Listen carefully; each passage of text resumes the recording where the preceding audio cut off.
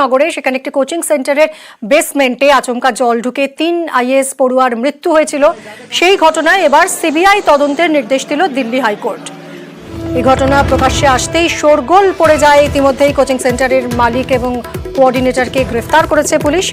এবার দিল্লি হাইকোর্ট এই ঘটনার সিবিআই তদন্তের নির্দেশ দিল। মৈত্রেয়ী আমাদের প্রতিনিধি রয়েছেন, আরো বিস্তারিত জানাবেন। মৈত্রেয়ী, আজ কি জানিয়েছে হাইকোর্ট? দেখো, আজকে একেবারেই হাইকোর্টের প্রশ্নবাণে সামনে পড়েন এনসিডি এবং একই সঙ্গে দিল্লি পুলিশও। সেখানে কোর্টের খুব স্পষ্ট প্রশ্ন ছিল যে এই যে 3 জন অ্যাসপিরেন্ট তারা বেসমেন্টে পৌঁছালেন এবং বেসমেন্ট থেকে তারা বেরোতে পারলেন না, সেক্ষেত্রে দায়টা কার, কেন তারা বেরোতে পারলেন না, এবং এনসিডির ক্ষেত্রেও যে আগে নোটিশ দেওয়া হয়েছিল সেই নোটিশের কেন মানে সেই নোটিশকে কেন পালন করা হয়নি। এবং তাদের বক্তব্য খুব স্পষ্ট যে এভাবে এই ঘটনা একদিন নয়, এবং এটা 2024 সালে দাঁড়িয়ে রয়েছি আমরা, এবং সেখানে এরকম একটি ঘটনা ঘটলো কিভাবে এবং সেটা এনসিডি বা নজর এড়িয়ে গেল কি করে। সেখানে কার্যত এনসিডি এবং দিল্লি পুলিশ ভর্ৎসনার মুখে পড়ে এবং তারপর সরাসরি এই জিজ্ঞাসাবাদ পর্বে, অর্থাৎ কার দোষ ছিল যে বেসমেন্টে জল ঢুকে গেল এবং বেসমেন্ট থেকে পড়ুয়ারা বেরোতে পারলো না, সেখানে কোন ইঞ্জিনিয়ার কনস্ট্রাকশন বানিয়েছিল, সেই সব বিষয়ে তদন্ত করার জন্য সিবিআই এর তদন্তের প্রয়োজন, এমনটাই মনে করেছে দিল্লি হাইকোর্ট। এবং তারা সিবিআই তদন্তের নির্দেশ দিয়েছেন, যদিও পিটিশনারের তরফ থেকে তারা বলেছিলেন যে তারা সিবিআইয়ের ওপরে তাদের ভরসা নেই। তবে দিল্লি হাইকোর্টের তরফ থেকে বিচারপতিরা তারা জানান যে এই এক্সপার্টাইজের প্রয়োজন রয়েছে এবং তারা মনে করছেন যে এই ঘটনার একেবারে তদন্ত হওয়া প্রয়োজন এবং জানা প্রয়োজন যে এই 3 অ্যাসপিরেন্টের মৃত্যুর জন্য দায়ী আসলে কে। ধন্যবাদ মৈত্রেয়ী। অতি বৃষ্টিতে খনি অঞ্চলে ধস নেমেছে ঘটনাস্থলে। ইসিএল এর আধিকারিকরা পৌঁছেছেন। নিরাপত্তার জন্য ঘিরে ফেলা হয়েছে এলাকা, অন্য জায়গায় সরানো হয়েছে বাসিন্দাদের। অন্ডালের কাজোড়ার ঘটনা। অর্পণ আমাদের প্রতিনিধি রয়েছেন, আরো বিস্তারিত জানাবেন। অর্পণ, কি পরিস্থিতি এখন?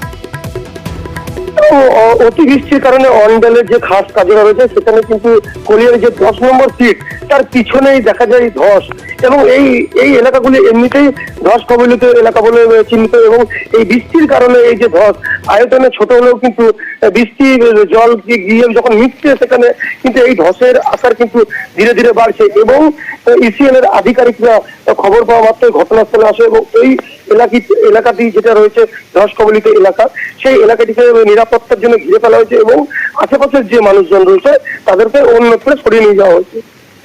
ধন্যবাদ অর্পণ।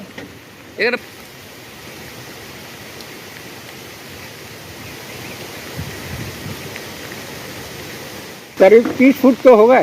और नीचे डीप कितना हुआ? हमने तो देखा नहीं, हम लोग कितना है, डर से हम लोग 10 नंबर फीट। हाँ। तो यहाँ से कोलियारी कितना दूरी में है? यही तो कोलियारी है, यही तो सामने 50-60 फुट दूरी। हाँ, तो क्या लग रहा है, डर लग रहा है आप लोग का? डर तो सबको लगेगा। Weather report presented by Sunrise.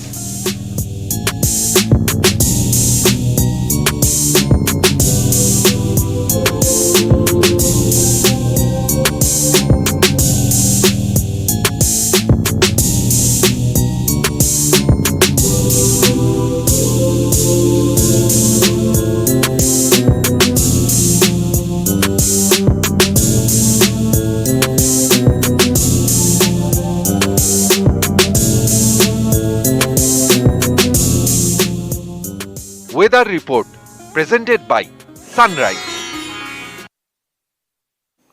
শীতলকুচিতে পথ অবরোধ করে বিক্ষোভ দেখালো পড়ুয়ারা। শিক্ষকের বিরুদ্ধে টাকা চাওয়ার অভিযোগ করেছেন পড়ুয়ারা। নিয়মিত ক্লাস না নেওয়ার অভিযোগ রয়েছে পড়ুয়াদের। বিডিওকে জানিয়েও সুরাহা না মেলার অভিযোগ। পরে পুলিশের আশ্বাসে অবরোধ তুলে নেন পড়ুয়ারা।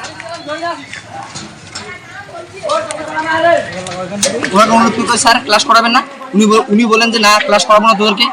তোরা যদি যাদের ফিজিক্যাল এডুকেশন মানে সাবজেক্ট আছে তারা যদি সবাই যদি 3000 টাকা করে দেশ, তাহলে তোদেরকে আমি ক্লাস করাবো, স্কুলে ক্লাস করাবো, এক্সট্রা ভাবে ক্লাস করাবো, ঠিক আছে, ব্যক্তিগতভাবে টিউশনের মতন করে পড়াবো।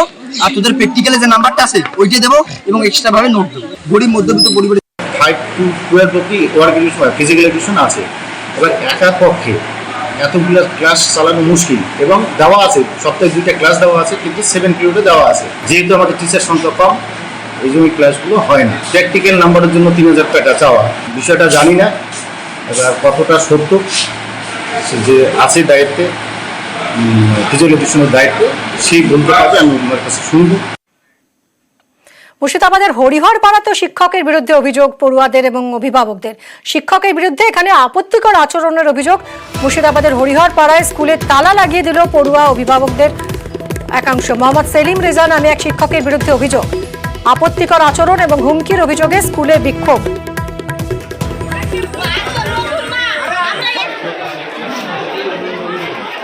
আমরা প্রথমে স্কুলে গিয়েছিলাম তো, যে স্যার আমাদেরকে মারতো, তার লেগে স্যার আমাদেরকে ডিস্টার্ব করতো। স্যারকে বলেছি, স্যার আপনি আমাদের ক্লাসে আসবেন না, আপনাকে কেউ এই ক্লাসে পছন্দ করে না, তাই বলেছিলাম। তার লেগে আমাকে মেরেছিল। কেন কেন পছন্দ করে না? সবারই রুন্না ধরে টানে, কাউকে মারে, তার জন্য কেউ ওকে নিতে চায় না। কি চাইছো তুমি, কি চাইছো? বাচ্চা মাস্টার যেন এই ক্লাসে থাকে না, অন্য স্কুলে থাকে। খারাপ ব্যবহার করে, এমনি পার্শ্বের এমনি একটা ব্যবহার খারাপ করেছিল এবং ছাত্রদের সঙ্গে ব্যবহার খারাপ করে। ওকে আমরা চাই এই এই স্কুলেই আমরা প্রশাসন দিয়ে শাস্তি করব, আর নচেত আমাদেরকে ছেড়ে দিতে হবে, আমরা শাস্তি করব, এটুকুই আমাদের দাবি। এই বিষয়টা নিয়ে আমি অতটা অবগত ছিলাম না। তারপরে মাস্টারমশাইদের সঙ্গে আমি বসি আলোচনায়, তারপর জানতে পারি। তো তেনাকে বলা হয় যে এই ব্যাপারগুলো গার্জেনরা ভালোভাবে নিচ্ছে না, বাচ্চারা ভালোভাবে নিচ্ছে না, এই ব্যাপারটা নিয়ে আলোচনা হয়। তিনি তখন ব্যাপারটা অস্বীকার করেন। সেই ব্যাপারটা আমরা ঠিক বলতে পারবো না আমাদের অজান্তে, কারণ কিন্তু আমাদের ক্লাসে প্রতিটা মাস্টারমশাই আপনার ক্লাস নেন, শ্রেণী শিক্ষক, এবং তাদের উপর দায়িত্ব থাকে পুরো ক্লাসে, তারা সেভাবে ক্লাস নেন।